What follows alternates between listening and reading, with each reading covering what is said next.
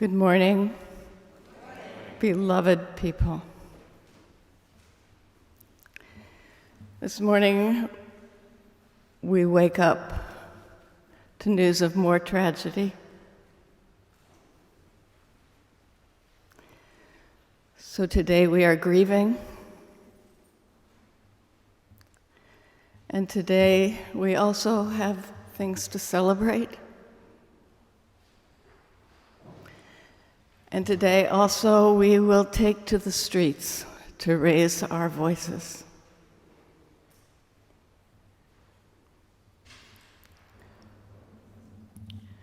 We open our worship this morning with words from the Sufi mystic Rumi. Today, like every other day, we wake up empty and frightened. Don't open the door to the study and begin reading. Take down a musical instrument. Let the beauty we love be what we do. There are hundreds of ways to kneel and kiss the ground. Please rise now in body or spirit. We'll sing together hymn number 15 in the gray hymnal, the lone wild bird.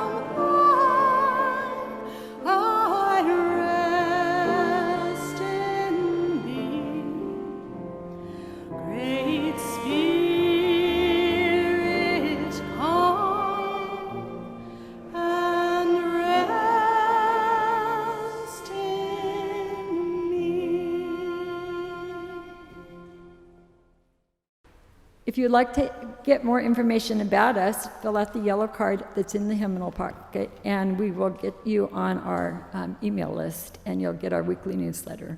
We have some upcoming events that are published in our order of service, and I invite you to read them. Come to anything that interests you. And as Mary said earlier, today we are continuing our public witness against the holding of immigrant children and adults in the detention center. But before that, please gather in the courtyard to celebrate Mary Ganz upon her retirement and to thank her for her many years of service here at the church. On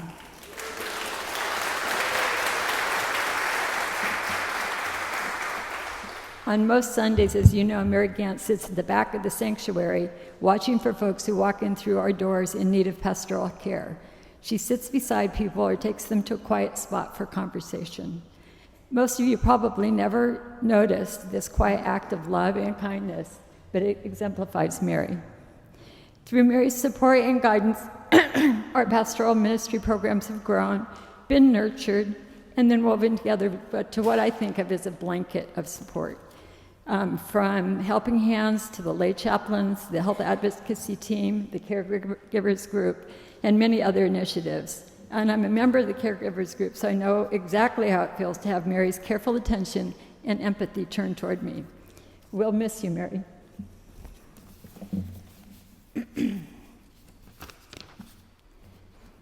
And now please join me in saying the words in our chalice lighting, which are printed in your order of service. We light this chalice for the light of truth, the warmth of love, and the fire of commitment. We light this symbol of our faith as we gather together. And as Mary said, we have many things to celebrate. It happens to be somebody's 85th birthday, and she's here at church today, Ruth Cowan, a longtime and beloved member of our church. Maestro?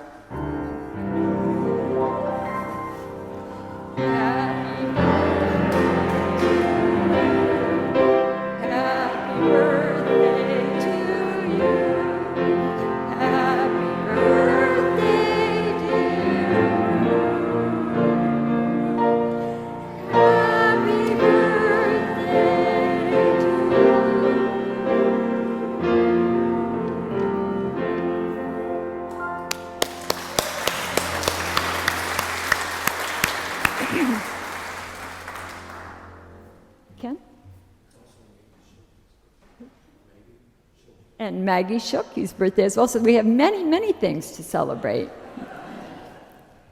Each Sunday, we take a moment to greet each other. Please reach out to someone you don't know, and especially to Maggie and Ruth, to wish them happy birthday. And introduce yourself. There will be a musical cue at the end of the announcements.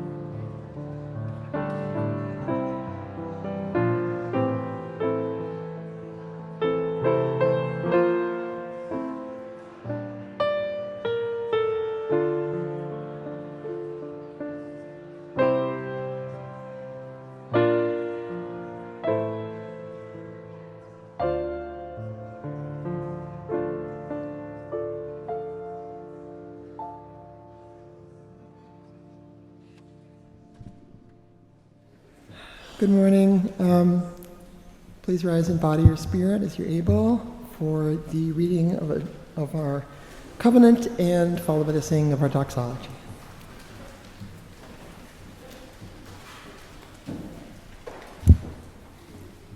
Love is the spirit of this church, and service is its prayer. This is our great covenant, to dwell together in peace, to seek truth in freedom, and to help one another.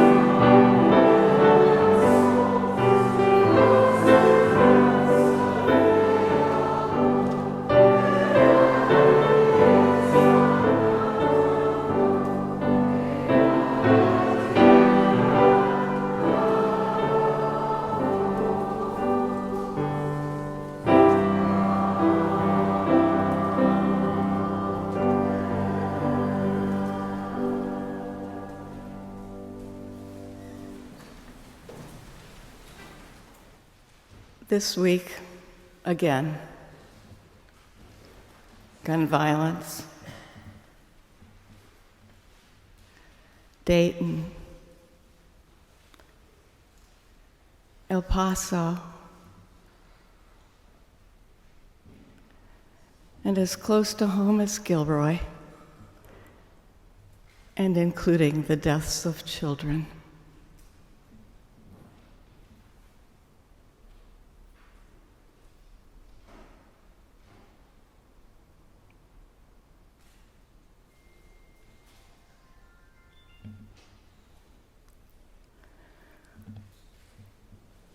We recognize that there is human suffering all over this world.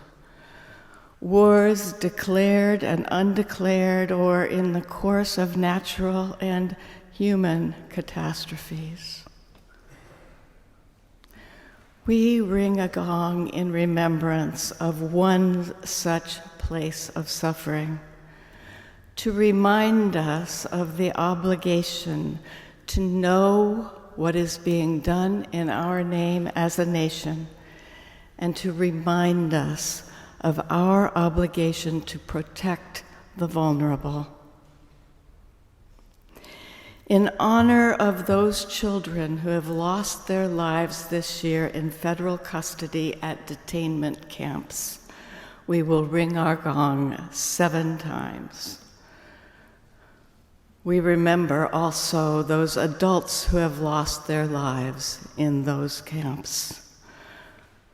We remember the children and adults who have died trying to cross into the United States, and all those whose economic distress or conditions of violence at home move them to do the same. We remember the 70,000 adults currently in ICE or Customs and Border Control camps, and the 11,000 children separated from their families. May we keep all of these human beings and loved ones in our hearts and in our prayers. In the week ahead, may we commit to ease the tide of human suffering howsoever we can.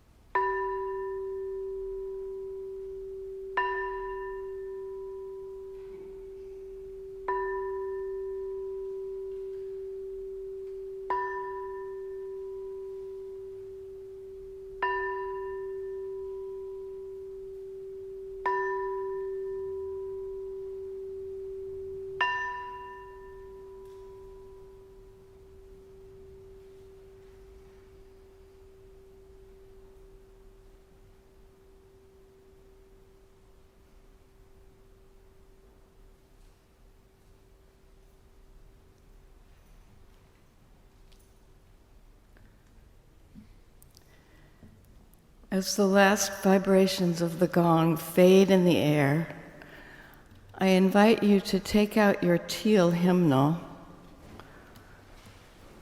and please turn to number 1031, the Loving Kindness hymn, and just put your order of service or your thumb in that page to mark it. We're going to sing in a minute as part of this morning's meditation. You may not even need to look at the book, but if you do, you'll have it. And once you have the page secured, please join me in a time of meditation or prayer and a time of shared silence in this sacred space. Let's breathe together.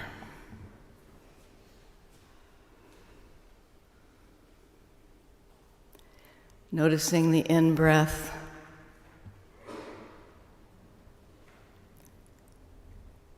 noticing the out-breath, noticing the way our breath connects us to one another and to every other being on this living, breathing earth.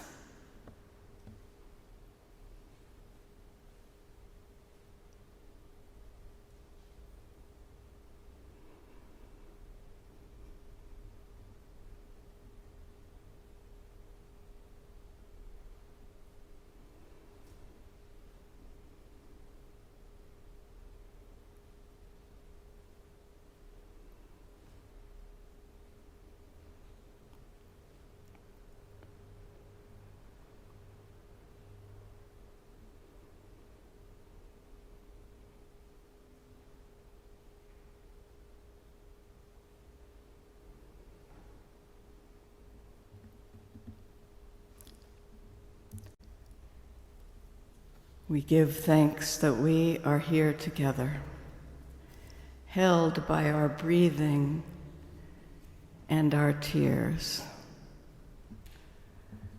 praying our determination that love will turn the world toward justice.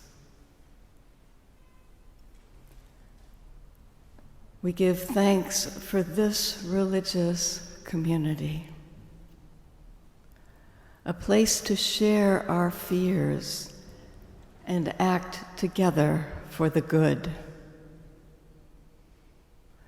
A place to learn together the ways of love, to practice small acts of kindness, the giving and receiving,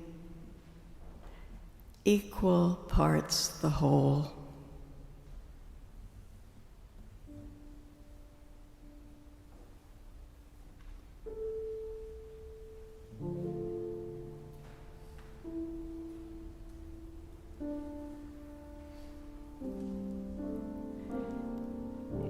In our thoughts and actions, may we fill this place with loving kindness. May loving kindness spill from our building, down our steps, and into the streets. May we fill the world with loving kindness. May I be filled with loving kindness. May I be well. May you be filled with loving kindness. May you be well. May we be filled with loving kindness. May we be peaceful and at ease. May we be whole. May I, may you, may we. Please remain seated as we sing together.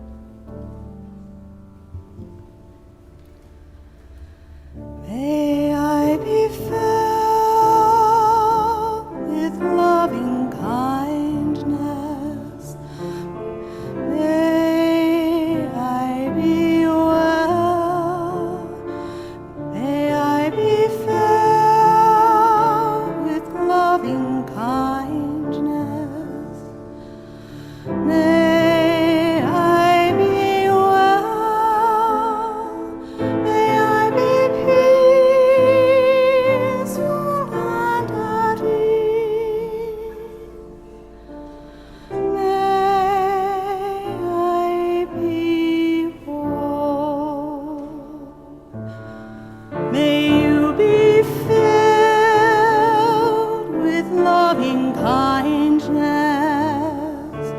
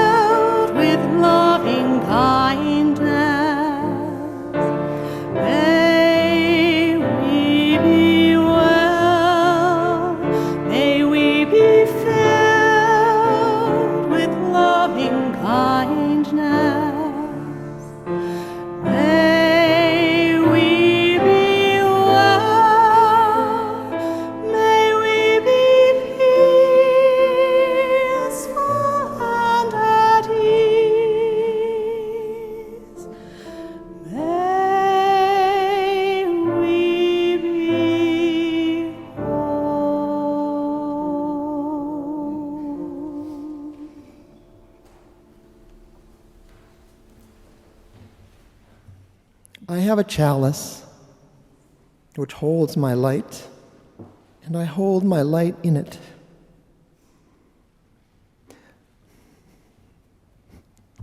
It was a special gift from friends and ministerial mentors, Reverend Mary Ganz and Reverend J.D. Benson. When I light it,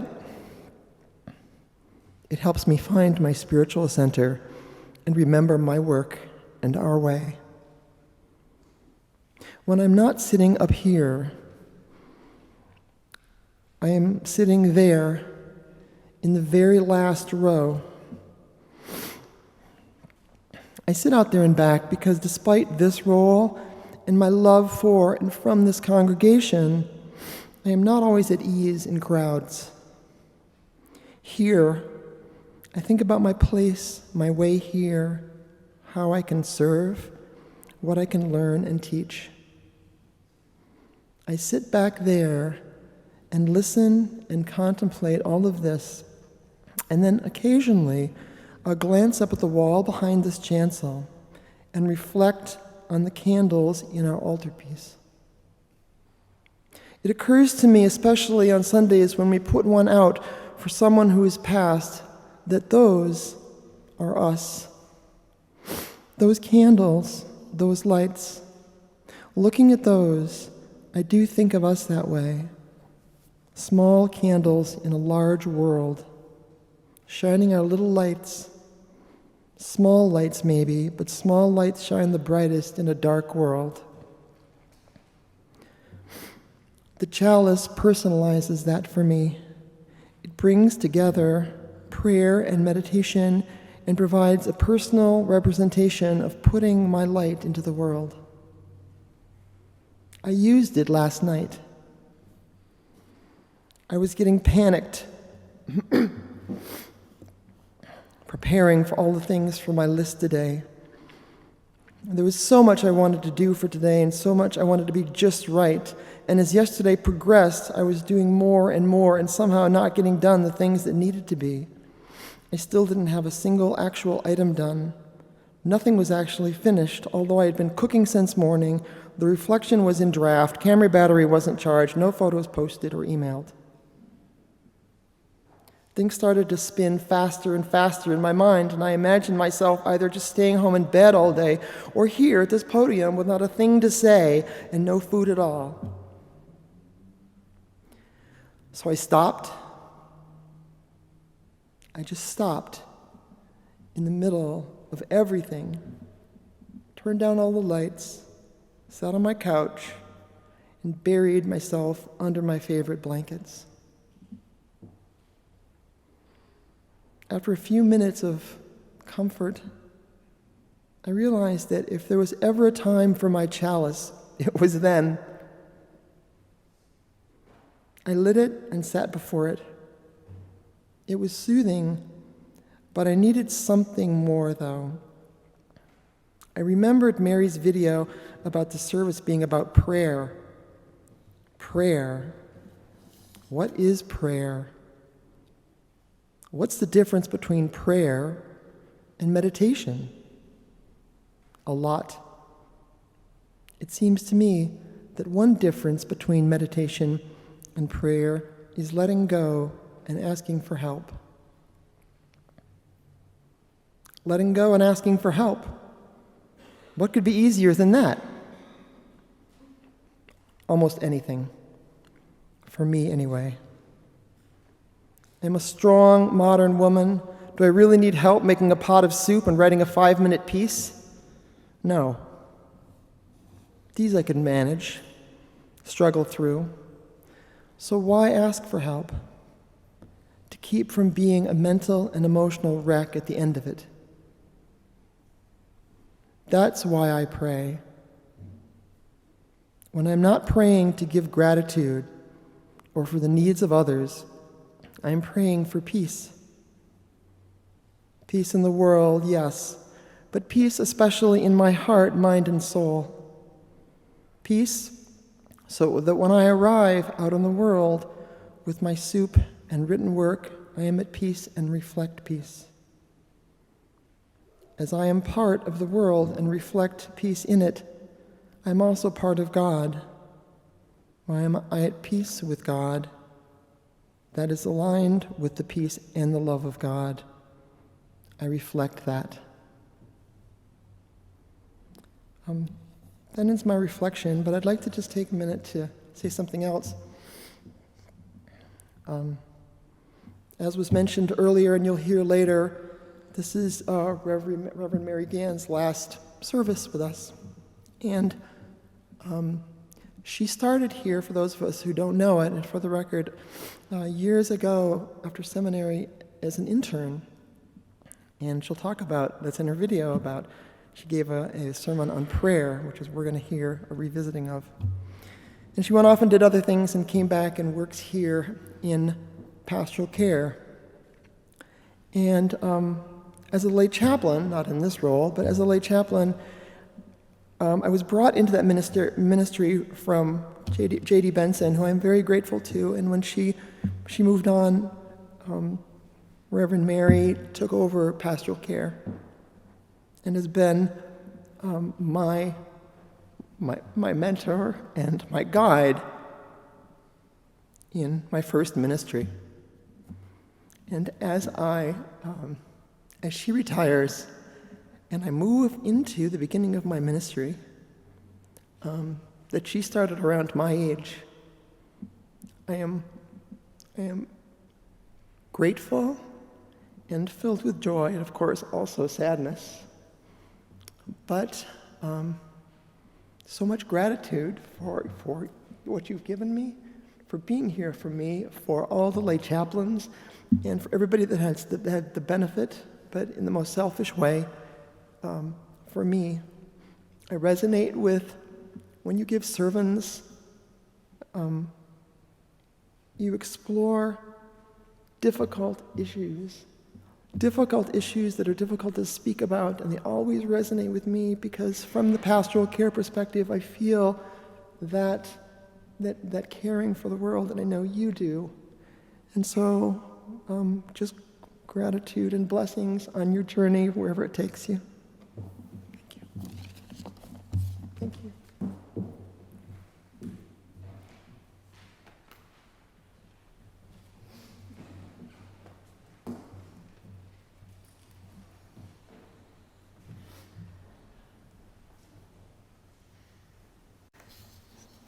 So in this religious community, we share fear, we share joy, we share kindnesses, we share our lights, and we also share financial resources.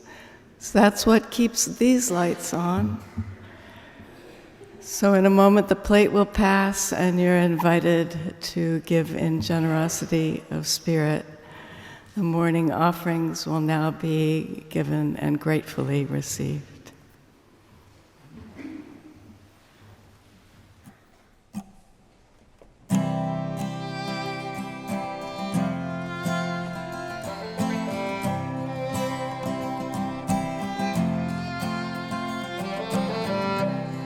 It's a New York City Sundance. I was breathing all the air. It's about time I got the world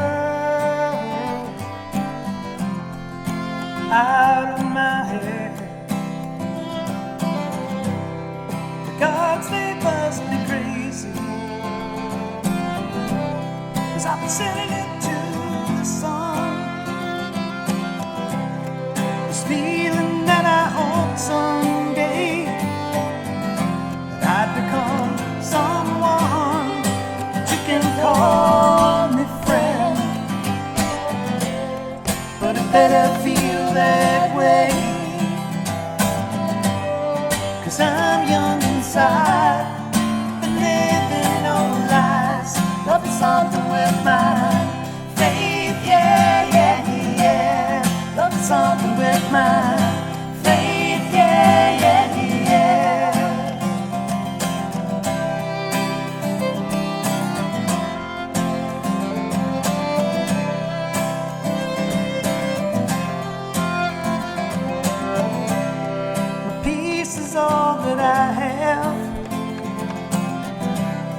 I've been steering clear from the dark. When I was watching the wheels on fire, while I lit my spark,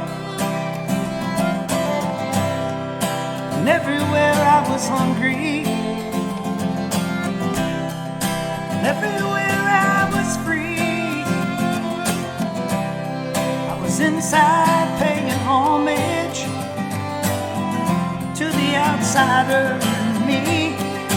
You can call me friend,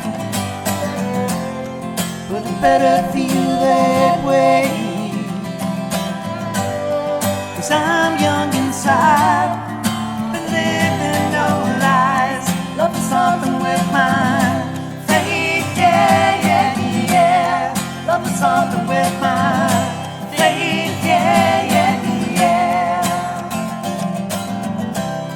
I saw this whole world dying as I watched that sun dance, crying on the feet.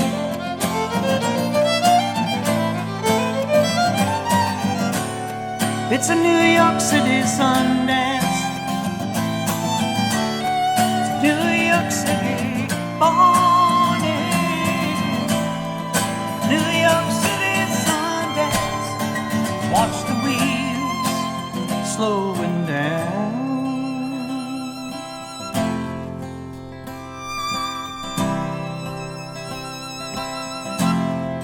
You can call me friend, but it better feel that way, 'cause I'm young inside, been living no lies, loving something with my faith, yeah, yeah, yeah, loving something with my faith, yeah, yeah, yeah, loving something with my faith, yeah, yeah, yeah, loving something with my faith, yeah, yeah, yeah.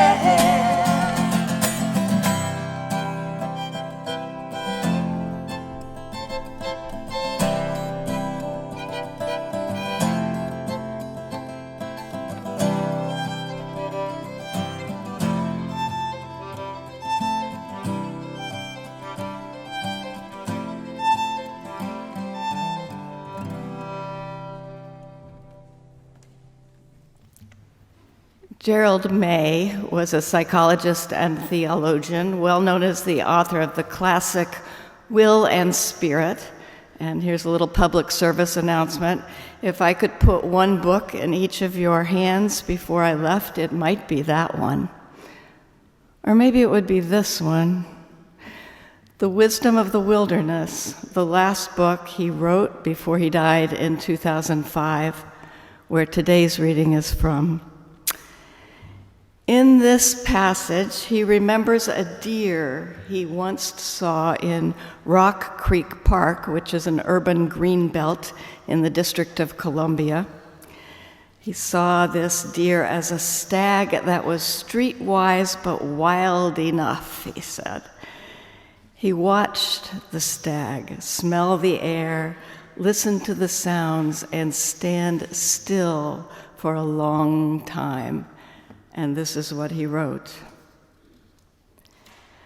Do not think that deer or human beings who have learned the lesson become vigilant only to detect danger.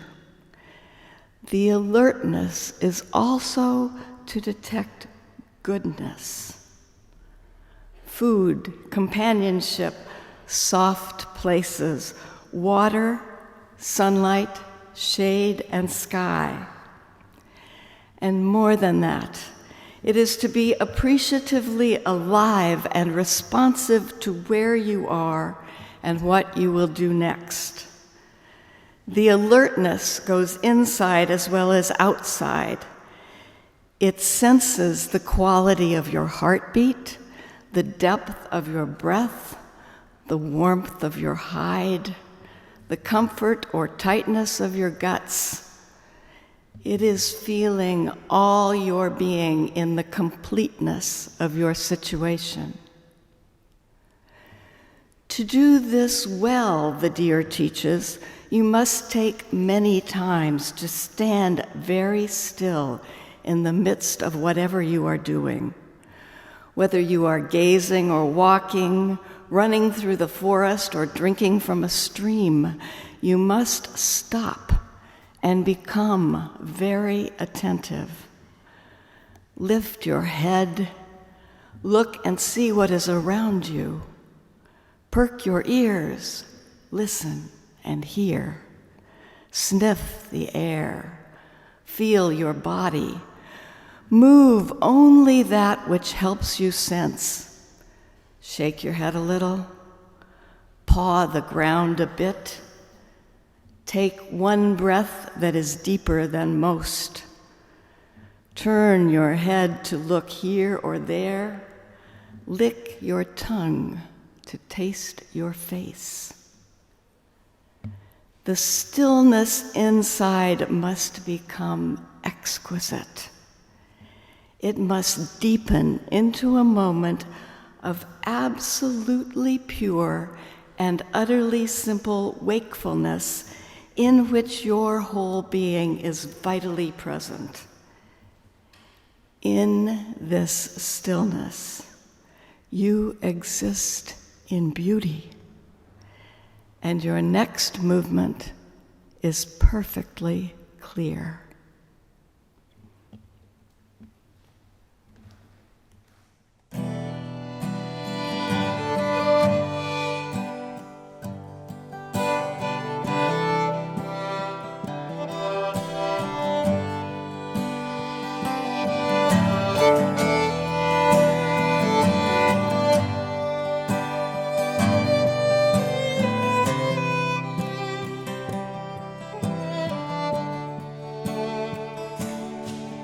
If they shoot me down to shut me down, who will take my place? If they bring an army into this town, who will take my place? If they rule this land and silence me when I'm laid out with injury, when my words won't matter anymore, who will take my place? Alien, you are not my own.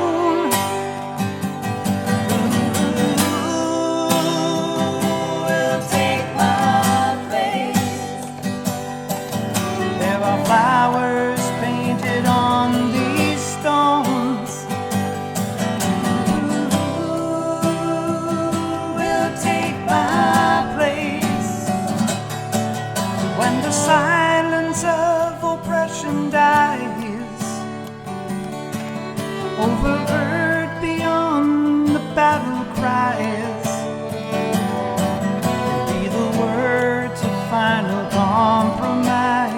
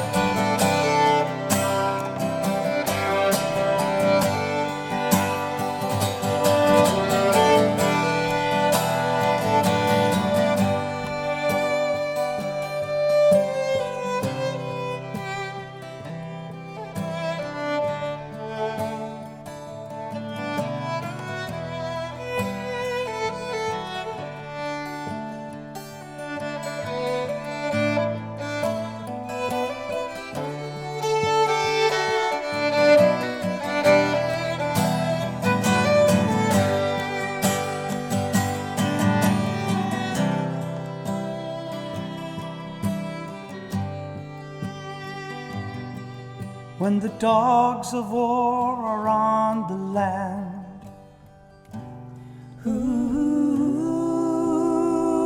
will take my place? when you forfeit life to take a stand. Who will take my place when the dreamers fear the simplest thought, when the bloodshed takes all that you've got, when this world's just an empty creaking floor? Who will take my place? Who will take my place? Who will take my place?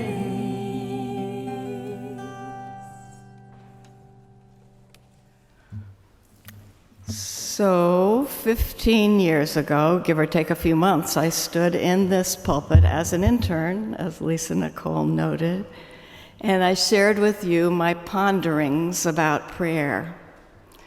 I was in my 50s, but still a baby minister. Wide open to learning, trying to figure it all out, my questions back in 2004 were maybe the predictable ones. Does prayer work? If yes, does it matter if you don't know who you're talking to? If no, does it matter at all if you do it? And what is the it of it anyway? Well, in that sermon, I told this story from the year before when I had served as a chaplain in training at San Francisco General Hospital. It was about my second week on the job, in other words, before I had any skill or even much comfort with the questions that arise hourly in a place where people suffer and die. I poked my head into the intensive care waiting room where I saw a man and woman standing, looking stunned. I could see that it was my job to walk into that room and introduce myself as a chaplain. And the man exploded in anger. "I don't believe in prayer," he shouted. "To ask God for what you want, it's like asking Santa Claus to bring toys for Christmas." Well, I soon learned that there was something this man wanted, and he wanted it with every fiber of his being. His son was gravely injured. The father himself had crashed his car speeding to the hospital after he got the news, but that was nothing. His son, a beautiful young man in his 20s, had been found by police on a sidewalk where he had landed after falling or being pushed from the roof of a 2-story building. He was in a coma, and the doctors could not yet say how bad it was. I'd walked right into the middle of a desperate conversation this father was having with himself about what one should or shouldn't, could or couldn't ask of God. Well, I listened to him and his wife talk about their son, their fears, their hopes, their great love for their boy. I knew less than nothing, but I knew enough to recognize the holy in their love, in their suffering, in their speaking, and God help me, in my listening. The following week, when I was next at the hospital, I looked for the young man in the ICU. My heart plummeted when he wasn't there. But then a nurse who saw my expression rushed over to tell me he'd been moved to a general admissions floor. He was going to make it. I found this young man who, as it happened, was exactly the age of my eldest, sitting up in bed and talking to his parents. This time, the father greeted me with a hug. "Well, chaplain," he roared again, this time with joy. "Your prayers worked after all." Well, I didn't think that way, and I'm pretty sure he didn't either, but again, there was the holy, in the love among them, in the joy in all of us.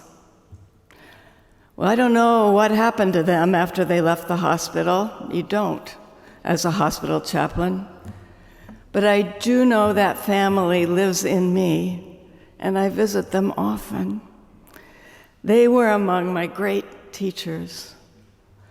When I remember these moments, I feel the same hushedness I felt there in the hospital, the alertness, the exquisite stillness. Here's another story from my first street retreat with the Faithful Fools, a couple of years before my internship here and at the Fools. So, in other words, I knew even less then. Well, the streets of the Tenderloin were a little different then. The suffering was not so much out in the open as it is now, nor the ways people find to ease their suffering. Still, a half block away from the Fools building on Hyde Street, when I rounded the corner on Eddy, the first thing I saw was a man crouched in a doorway, receiving a crack rock from dealers. I saw the money disappear into their pockets. I saw the buyer's hands shake as he lit his pipe.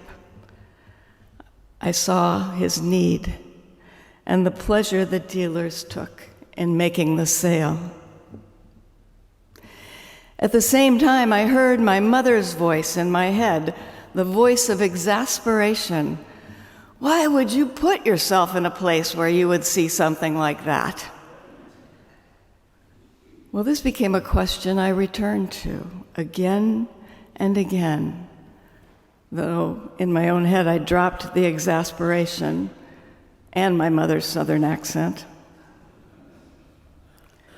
One reason I would put myself in that place again and again, I came to realize, is that the Faithful Fool's way of open-hearted walking invited the same quality of being I would later feel in the ICU waiting room, listening to that family. A sense of time stopping, a sense of being who one is where one is, which is also the way Gerald May described the deer he met in Rock Creek Park.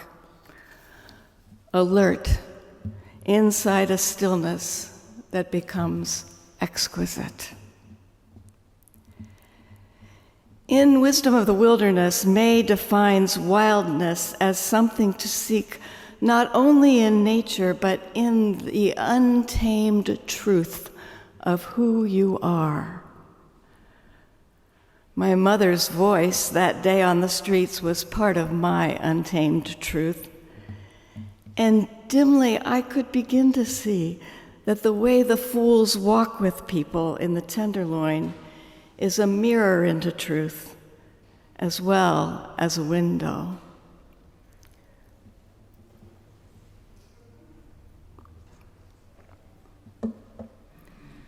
Were you awake at 6 o'clock this morning? I was just waking up then. And maybe I remembered this morning, as I sometimes do, that at that very moment across the world in Italy, it was 3 o'clock in the afternoon, and the friars minor of Laverna were trudging from their mountaintop basilica to the chapel built on the spot where Francis of Assisi was said to have received a visitation from an angel.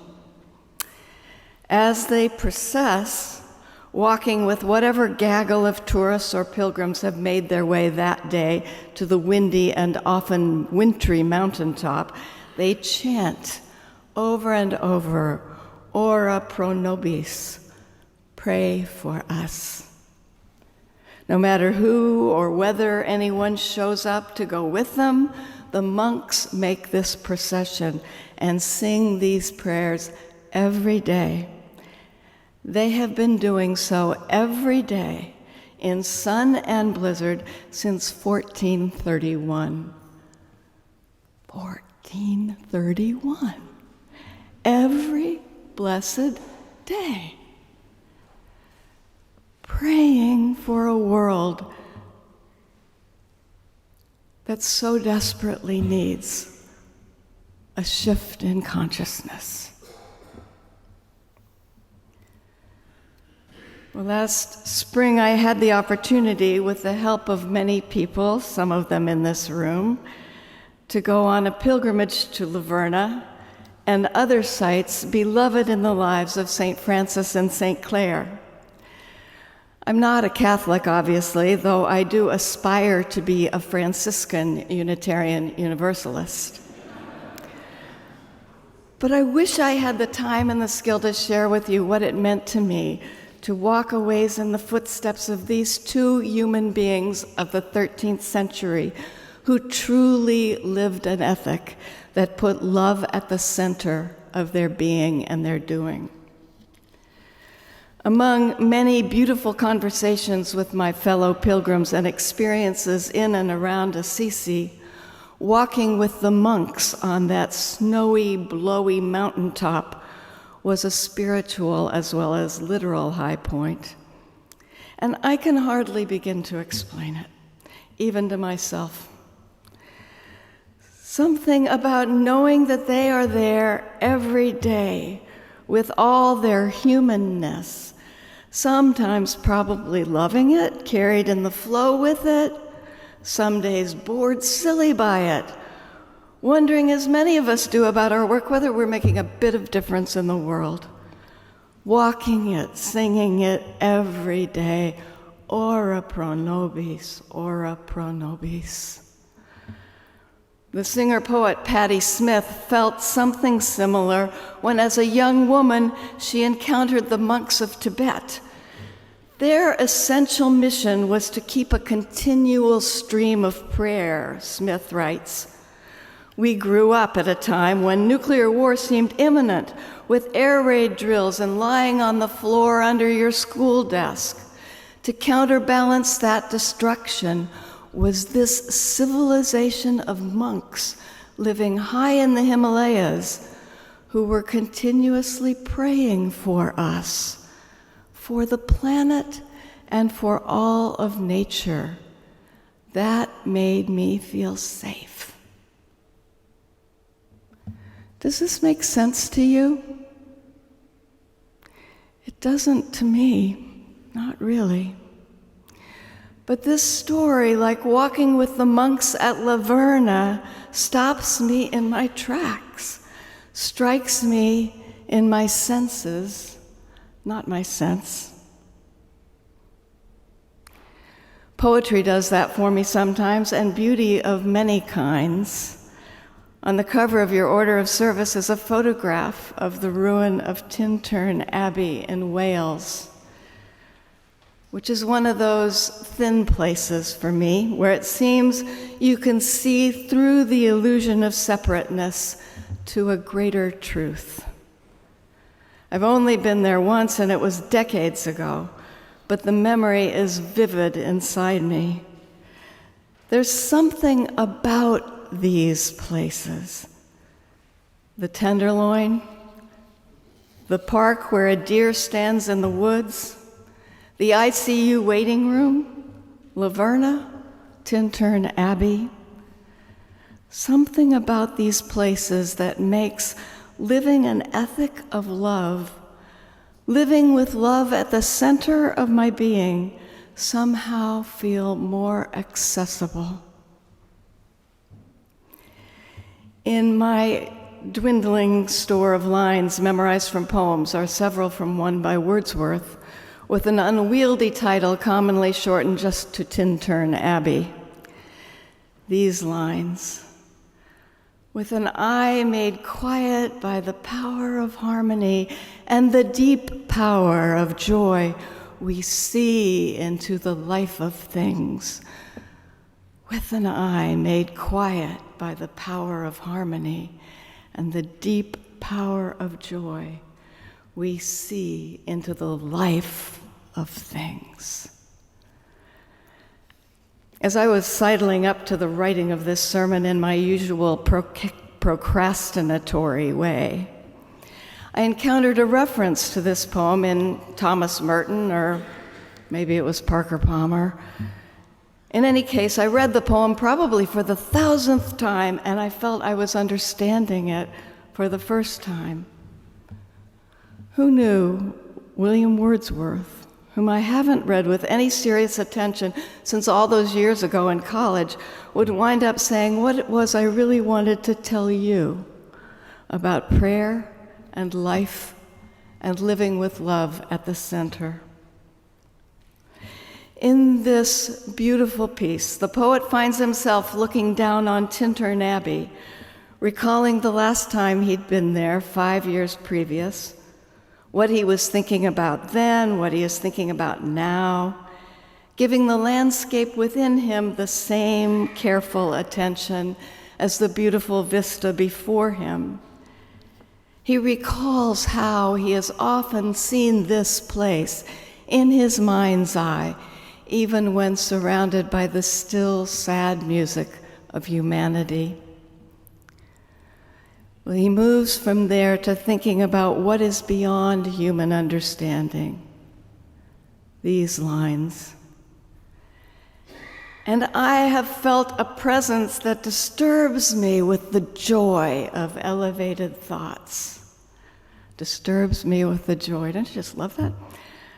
Disturbs me with the joy of elevated thoughts, a sense sublime of something far more deeply interfused, whose dwelling is the light of setting suns and the round ocean and the living air and the blue sky and in the mind of man.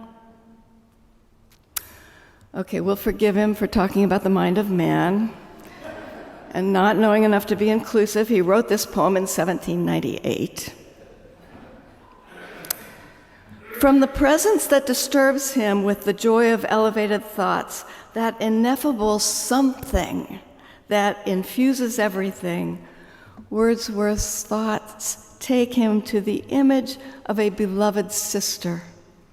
And it's this movement, from contemplation of what is before us and within us, to contemplation of what we cannot name, to an internal experience of a particular one we love.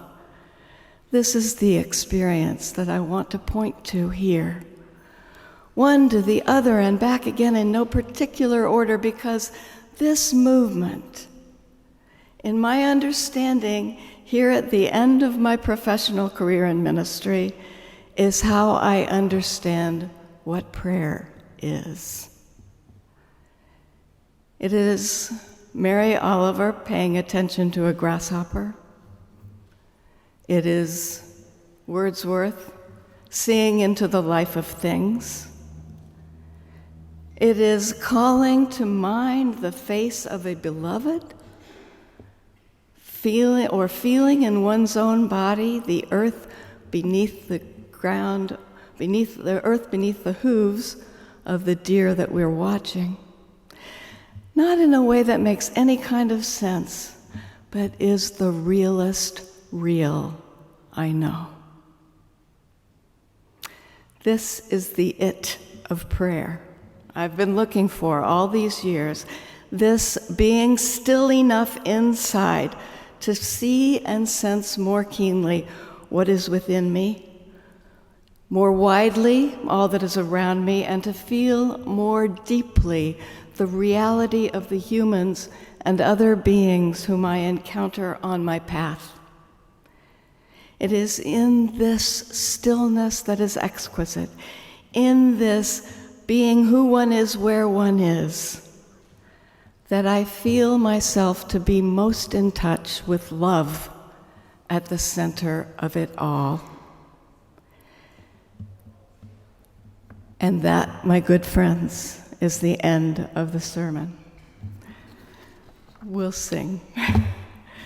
Number 108 in the gray hymnal, My Life Flows On in Endless Song.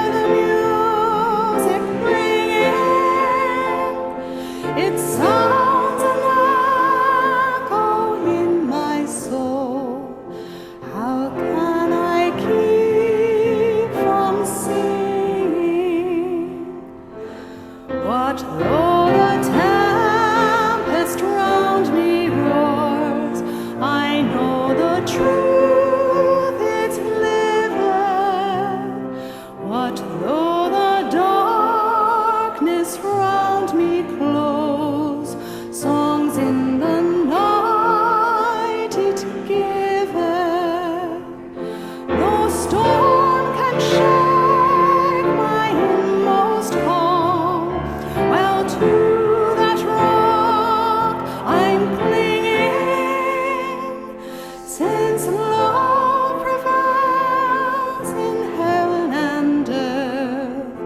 How can I keep from singing when tyrants tremble as they hear the bells of freedom ringing, when friends rejoice both far and near? How can I keep from singing to prison cell and dungeon vile? Our thoughts to them are winging, when friends by shame are undefiled. How can I keep from singing? Please reach out if you're comfortable doing so and take the hand or touch the shoulder of someone near you. And before the benediction, just to remind you that I will meet you in the courtyard where I hear there's going to be a party.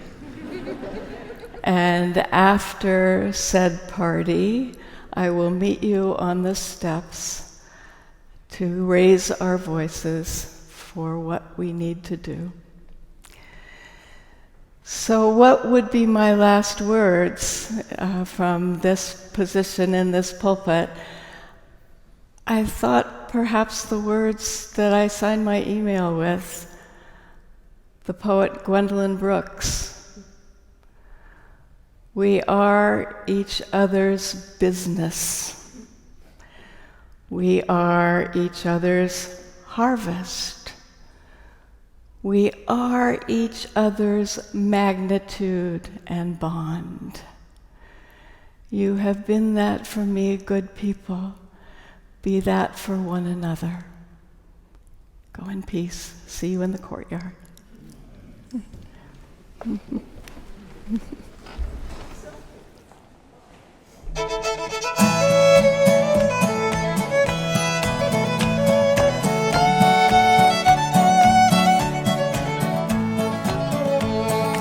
Love in the rain, walk in the world, laugh in the wind, all you boys and you girls.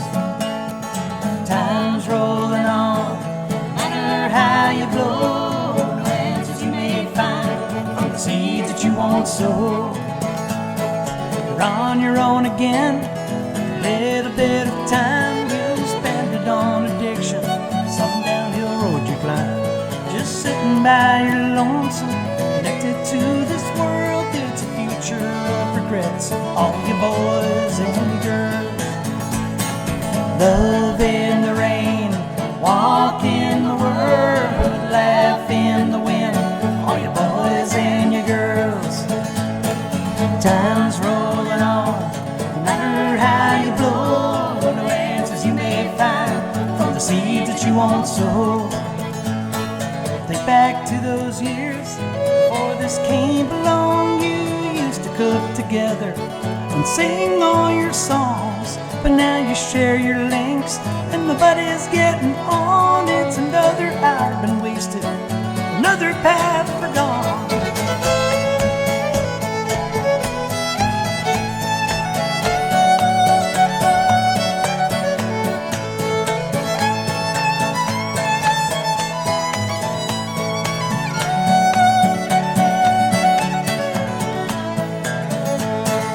Love in the rain, walk in the world, laugh in the wind, all you boys and you girls.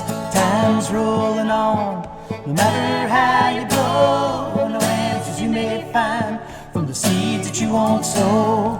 The you may find from the seeds that you won't sow.